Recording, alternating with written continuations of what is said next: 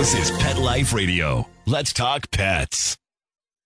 Hi, y'all, and welcome to Horsing Around. Saddle up and get ready to have a darn tootin', galloping good time as we trot out the show that's your ultimate horse source, of course. Find out how to use good old horse sense when it comes to breeding, feeding, training, and explaining. From practical tips on caring for your horse's health to advice on how to buy horse supplies, including bridles, halters, saddles, and more. So get ready to start horsing around with your host, horse expert and award-winning rider, Audrey Pavia. Howdy, Audrey. Welcome to Horsing Around on PetLifeRadio.com. Thanks for joining us. This week we're going to talk about a very special sport that just about anyone can do on horseback, competitive trail riding. Competitive trail riding is just as it sounds, competing on horseback while you're on the trail. What's great about competitive trail riding is that you can do it with just about any horse and with any kind of tack. You don't need an expensive horse and fancy equipment. Plus, instead of being inside an arena, you'll be enjoying some of the most beautiful trails in the country. Today we're going to talk to champion distance rider Beverly Roberts. The horses she has trained and competed have earned an impressive record of 18 national, international, and regional distance championships. Bev will tell us all about competitive trail riding and how to get started in this very fun sport. We'll talk to Bev right after these messages. Why the long face? I reckon Horsing Around will be back in the saddle right after we round up a few words from our sponsors.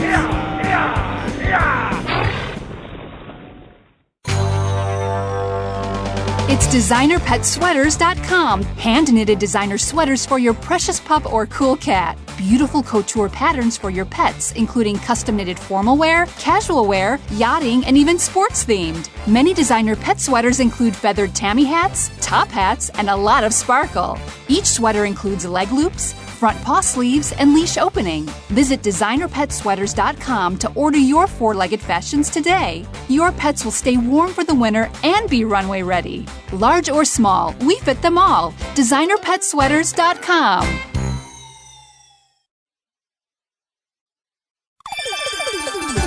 Let's Talk Pets on PetLifeRadio.com.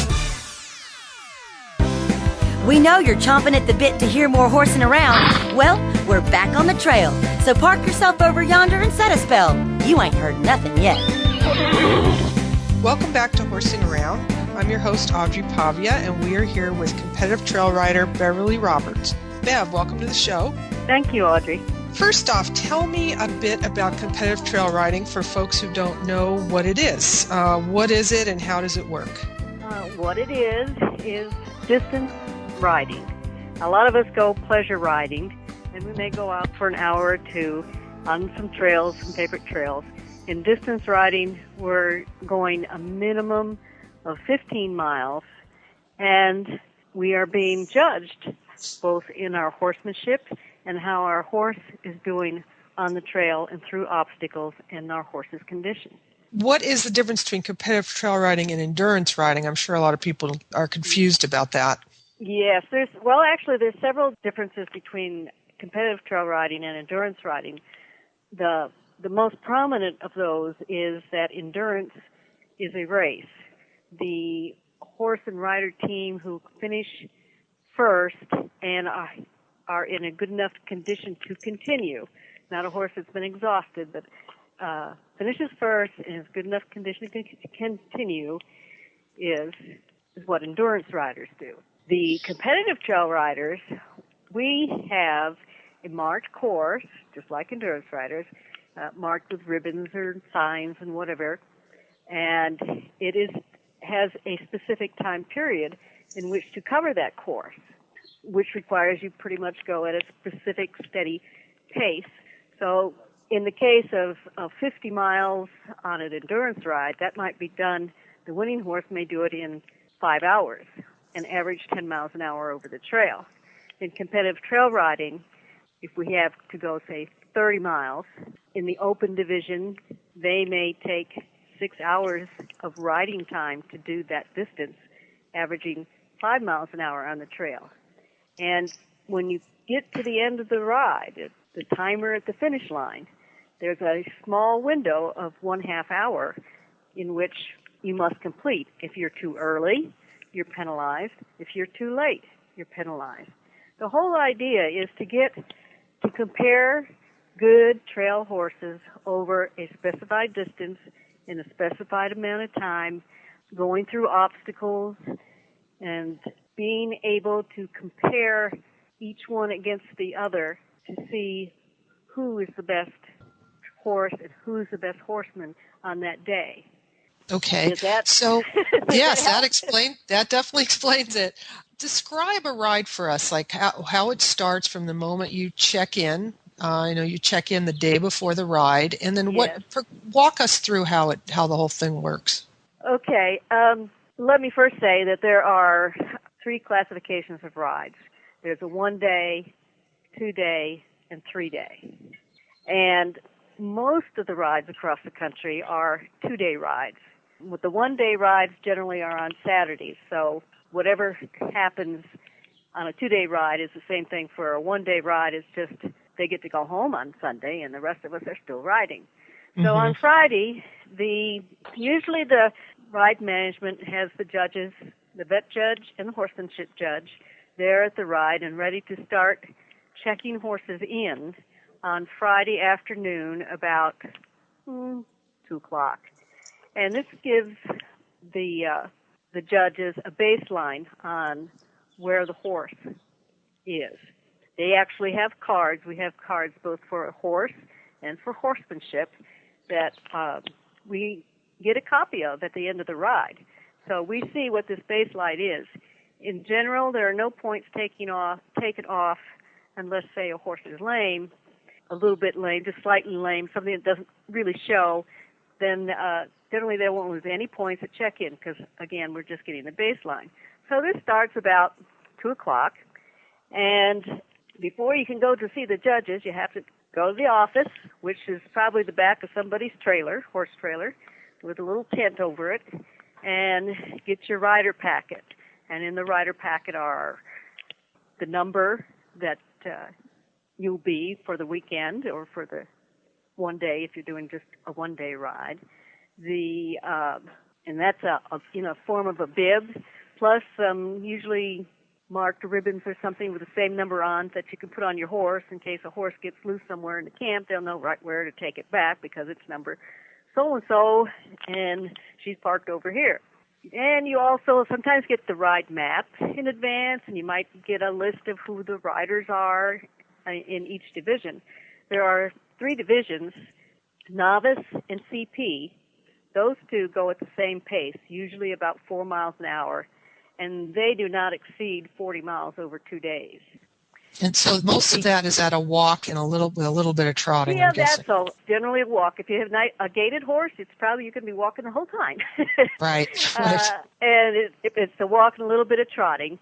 And the competitive pleasure division, the only difference between it and the novice division in general is that it's usually populated by people who have ridden in the 3rd division, open division, and are starting a new horse, or they just prefer to go at the slower pace and the slower distance. But they do get to do the open level obstacle. And then there's the 3rd division, which is open, which generally runs around 5 miles an hour, and over a 2-day weekend will not exceed 60 miles. So your bibs are colored, or your bibs, your numbers, whatever, so that when you go up to the judges, they'll know, easily can spot, yes, this is a novice rider, or this is a CP rider, or this is an open rider. You get your rider packet and get yourself all settled in at your camp. Of course, now these days, everybody has to have their yellow Coggins paper with them for inspection, and they do write down the accession numbers on that. So then, you groom your horse, get them all nice and clean, and it's not grooming like for show. It's grooming for practical riding. You just make sure there's no clumps of dirt, no insects, that your mane and tail aren't all ratty, and just have them all nice and clean, including even their nostrils and stuff, no dust in there, and pick their feet so the judge will be able to look at the bottom of the feet and at the shoeing if you have shoes on your horse. And then go up to, it's pretty obvious where the judges are because that's where everybody's milling around, and that's where the horses and riders are standing around. You don't use your tack at this point. You're just getting a baseline vet check, which was probably better than most checks any of us get at home from our local vet. And this will happen several times throughout the ride where the vet will check on your horse's condition. For check-in, they don't worry about pulse and respiration, but along the trail, there will be places along the trail where you stop and have pulse and respiration checks. And usually the veterinary judge is there to do the check on metabolics, mucous membranes, hydration, gut sounds, things like that. For the baseline check-in, the judge will listen to all those things, but they won't record a pulse and respiration. And they'll have you, after you stand your horse, and your horse is supposed to stand still, and after they go all over your horse, listening to this, picking up that foot, and rubbing along the horse's back and loin, and in the girth area to see that there's no sores or anything there, they ask you to trot out. And it's usually a trot out, circle to the left, circle to the right, and then trot back. This is in hand, right? This is in hand, yes. You do not get on your horse. This is all in hand. So then you're done with having to do anything for the horse until the next day when you actually are going to go out on the ride. But still, after everybody's checked in, there is a ride briefing on Friday night. And that's where all your judges are introduced, and the volunteer workers and ride management, and there's a discussion of the trail. And during that briefing, they tell each division the miles they're going and the times that they have for completing the ride, including the maximum and minimum for that half-hour window that I mentioned. Usually they'll give you times that are the midpoint, halfway between that. So if you were going to be out on the trail from 1 to 5, or from 12 to 5, or 5 hours, let's say it that way, you're going to be out on the trail for 5 hours, then they would say that you have 4 hours and 45 minutes to 5 hours and 15 minutes to complete the trail. We can go on to the next day if you'd like to at this point. Well, let me stop you for a second and ask you a little bit about the judging of the campsite. Oh, yes. Well, that occurs on Saturday. Usually it's on Saturday night. That is a horsemanship judge's, one of their requirements, is to go around, and the horsemanship judges are terrific teachers. Most of us in our early days never camped with our horses. We don't know how to set up a safe camp. And so they're not there to just ding you for having this point off and that point off. They're there to help you, to make suggestions so that you'll learn and have your horse safely stabled at your trailer. Most of the time, the horses are tied to the trailer. Sometimes there are high ties allowed. Electric fences are not used in competitive trail riding. If a horse should get loose and start going through camp with an electric fence streaming behind it, there would be quite a show. Yes. So they're getting how long of a lead rope? How long should your lead rope be so that your horse is able to eat and drink and lay down, but not be so long that it could constantly get its foot over the rope and then pull back and so on? And is your area clear of all the chairs and other things laying around that the horse would step on and kick, and like rakes, buckets, whatever? Securing your buckets to the trailer so that if your horse takes a drink and decides to scratch its head, it doesn't knock the bucket off and dump all your water. Making sure that there are no rocks, debris, trash from previous campers that had been at the site before you. There might be little pieces of glass and cigarette butts and whatever. You take all those things and just clear the area so your horse, how would you like it to be if you had to stand out by the trailer? Would you rather stand on rocks or nice grass or dirt or whatever? So you keep the area clean and fixed up. And the horsemanship judge goes around to every trailer and checks all of this. Right. Okay, well, we're going to take a little break, and when we come back, we're going to talk about what kind of horse you need to do competitive trail riding. So stay tuned. Why the long face? I reckon Horsing Around will be back in the saddle right after we round up a few words from our sponsors. Molly, here's your dinner. Zeus, that's not your food. Don't let that happen to your precious cat. Elevate your cat's eating experience with the Cat Tree Tray. The Cat Tree Tray keeps your cat's food off the floor and conveniently located on the cat tree. It's the perfect way to eat. It's a beautiful wrought iron tray that easily attaches to your cat tree and keeps dogs and other critters out of your cat's dish. A must for multi-pet households. There's a 6-inch tray for large bowls and a 4-inch tray for smaller bowls. Purchase your Cat Tree Tray today. Go right now to cattreetray.com. That's cattreetray.com. CATTREETRAY.com.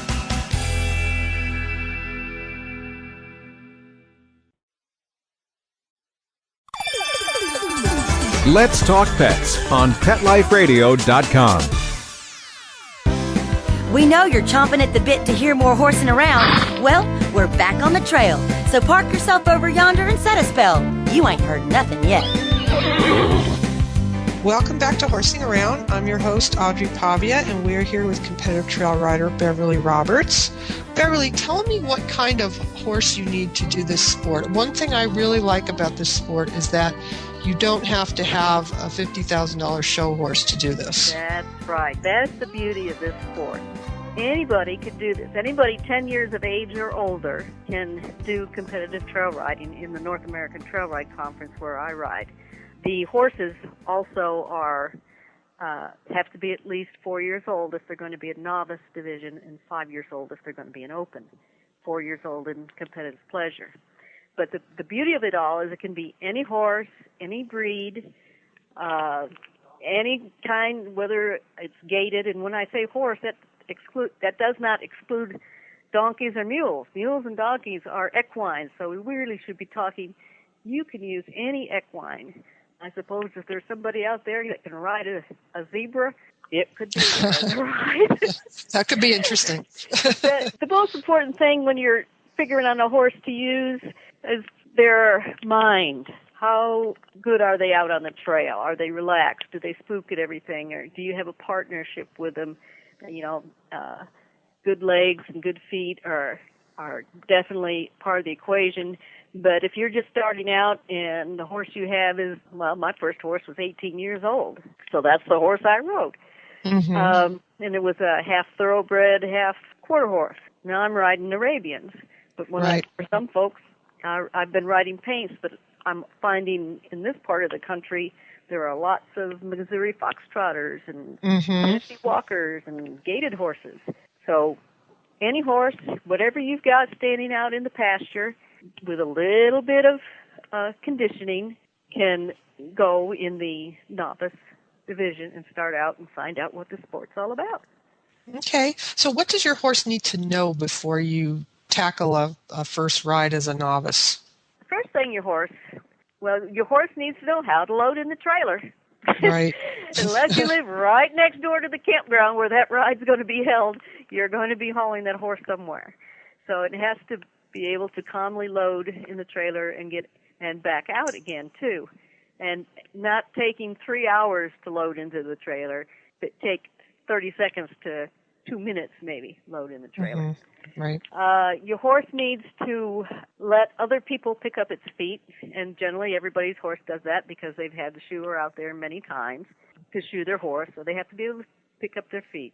They have, it's nice if they're calm. It's nice for them to know that if there's other horses out on the trail, that they don't necessarily have to be buddies with them all. Usually you'll find out, and it happens every time to me when I start a new horse, the horse that I've been riding at home for weeks and months with other people all over the countryside is not the same one that gets out of the trailer when I get to a trail ride, when that horse is at its first ride. The excitement is it's unusual, it's different. They're not comfortable in that situation. When you're riding your horse should be able to know, you should be able to walk, trot, not necessarily canter. We aren't required generally to do that, to canter, partially because it's a slow pace and partially because that would be foolish to run your horse and then sit around somewhere, time to go by so that you can come in after your minimum time on at the finish line. So your horse can walk, trot, canter, back up, leg yield or side pass. Generally, it doesn't get much tougher than that in the novice division. As you go on up into the open division, there's turn on the forehand, turn on the haunches, or any combination of those maneuvers. Just typical stuff, being able to control your horse's feet and control the front end separately from the back end. Generally, there's no jumping. Now, I know horses will jump, but you're not required. I haven't been on a ride for quite a while that has required any kind of jumping, and if they do, it's not any more than a foot or so. And your horse does have to stand for mounting. That's important, too. Oh, yes. Oh, yes. I've been doing this for over 30 years, and that used to be the most tense part for me when I first started riding, was whether my horse was going to stand still, because I was new. I didn't know I wasn't a trainer or anything. I didn't know anything. I just, please stand still. And it got to where my second horse would decide that it was time to get excited and kind of poop. So while she was pooping, I would quick get in the stirrup, get out of the saddle. Because you know they don't want to move while they're pooping, right? He wasn't going to move. Yeah, well, I mean, even if they'll stand still at home, when they're there, it's a whole nother story. So you bet. That's very true. And there's a lot of, oftentimes what they have you do is they'll have you come up, the horsemanship judge and the vet judge will watch you mount your horse and know whether the horse is standing still and so on. Then you may be asked to trot off or just asked to walk on down the trail. Well, then the rider behind you has a horse that says, well, wait a minute, I want to go with that horse. So even if you have the most wonderful horse in the world, it's really important to train them to stand for a mount from either side. Mm-hmm. And it's now that, like, I've kind of given away my age since I've been in this for more than 30 years, it's good to train them to be able to mount from a mounting block, stump, a rock, tailgate of a pickup truck, whatever it is, to make it easier for you to mount your horse and not be pulling on them when you mount your horse. Sometimes you're required to do a mount from the flat. That means with no aids to help you up into the saddle. But most of the time you're allowed to use whatever natural terrain, even ditches, like I said before, logs, rocks, whatever, to make it an easier task for you. Okay. Now, what kind of tack do you need? Tack. That's just like the horse. It's any tack that you are using already. If there's anything that I have to say that you must do is to make sure you use a saddle that fits your horse, because a heavy saddle that fits well will not sore a horse, whereas a light saddle that does not fit well will. And if you ride heavy in the saddle, you'll sore your horse's back. Right, and you'll also get marked down because they don't want to see you riding. Oh, yes. If your horse's back is sore, when they usually check backs and legs on Saturday evening. You get to go up to the vet in hand with your horse, and that's when they'll check backs and legs. They're looking for soreness and girth area, any soreness there, or any rubs or anything that's the tack from ill-fitting tack. If your horse has been in pain all day and he's got a little sore rubbed at the corner of his mouth, the vet judge is probably going to see that, and probably the horsemanship judge too, because the perfect trail horse will do, you'll function, the two of you, as a well-oiled machine and just go down the trail as if you were giving no cues at all. Tell me a little bit about the kinds of places where rides are held. This is one of the things I love most about the sport, is that it's held all across the country. Each ride is put on by local people or local clubs or whatever, as part of who are members of the whole nationwide organization. And they all use national forests, BLM land, private ranches, huge private ranches that you would never get to ride on. And nowadays, there's a lot of these private ranches that are set up for pleasure trail riders, and they also run competitive rides with the local club on their ranch.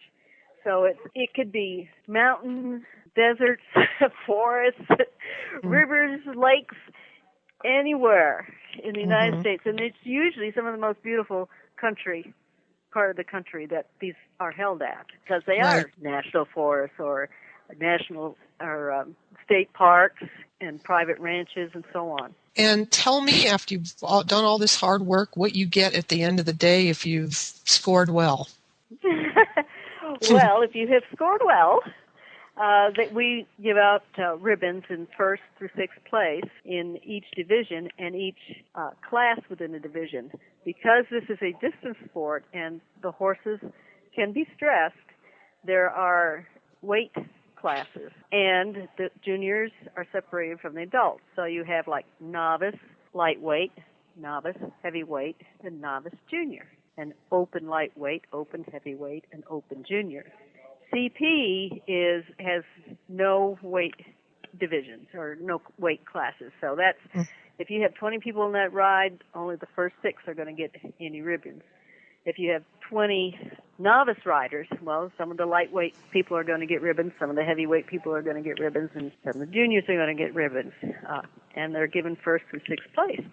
And in addition to that, for each division, in novice and open, those two, we have what's called a sweepstakes award, and that is the high point horse, whether it's in lightweight, heavyweight, or junior. And oftentimes it's the heavyweight horses that have the highest score. It's the highest scoring horse wins the sweepstakes award. They're not monetary awards.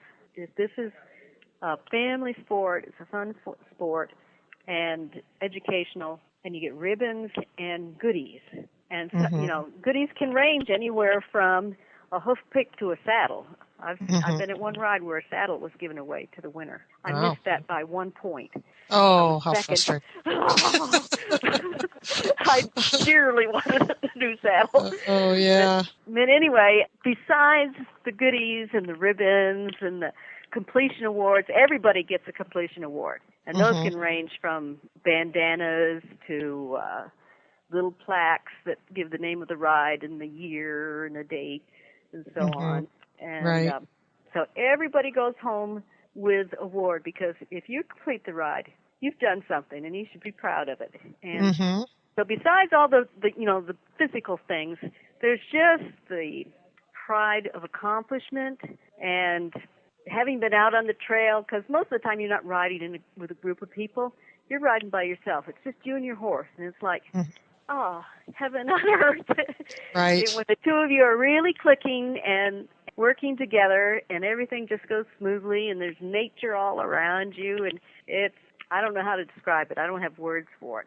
One thing, if you go to enough rides, you're going to pay your dues. That means you're going to get rained on.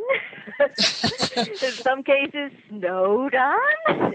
You got to be a little tough, but there's people in this sport that have been doing it for a very long time, are up there in age, and they're able to do it. There's a lot of older women in this sport, so it's a good way to toughen up a little bit. I've done it. I think it's a great sport. It's really fun.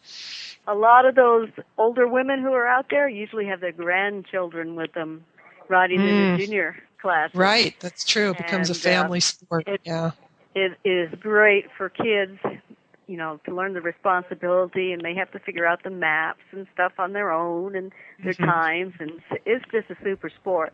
Right. It's great. And it's predominantly managed by the North American Trail Ride Conference, also called NATRAC. And we're going to put a link to that site on the show notes side of the website. And so people can go on there and learn more about the sport that way. So thanks, Bev. That's all the time we have for today. I'm really glad you came along and helped us learn more about competitive trail riding. And if any listeners have any comments or questions about horsing around, please email me at audrey@petliferadio.com. Until next time, happy trails. Stop what you're doing and start horsing around every week on Pet Life Radio. Horse expert and award-winning rider Audrey Pavia will be trotting out great tips on feeding, breeding, and more on everything equestrian.